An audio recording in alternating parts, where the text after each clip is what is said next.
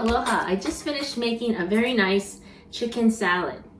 And chicken salad sounds very summery, but you can make it to go along with soup in the fall. So here's what I'm gonna do. I got some nice crusty ciabatta bread. I toasted it first, and I'm gonna put some butter on it. Not a super thick layer, but I just want the creaminess.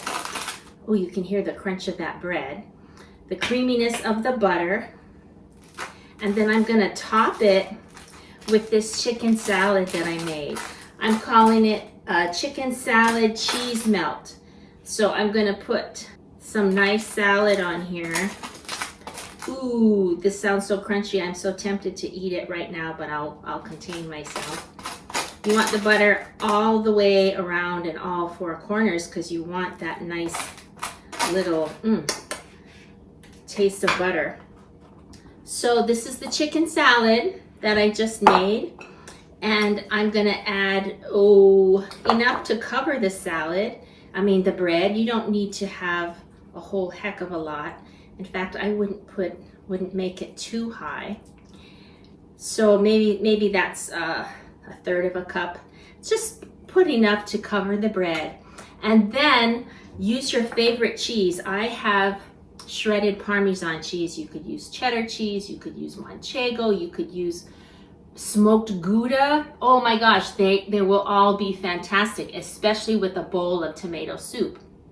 So this is about a quarter cup of cheddar, of Parmesan cheese.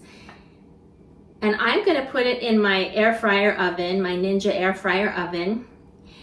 And I will show you what it looks like when it's done. But I'm also gonna top this with some nice green onions. You always want to eat first with your eyes. You want to make everything look tantalizing to your eyes first. And then, so it just makes the whole eating experience more enjoyable. So this is what I'm gonna come close. This is what it looks like before. And then I'll show you when it comes out of the oven. So you can make with this recipe of chicken salad, I think it was make about 8 of these. So it's a nice amount, just made from 1 chicken breast. The recipe for my chicken salad, of course, is on my, my YouTube and my website.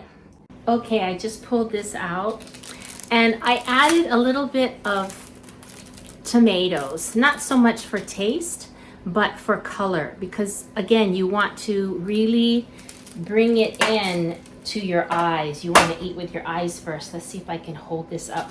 It's not too hot. So you have that nice melty cheese with the green onions, and when you crunch into it, when you bite into it,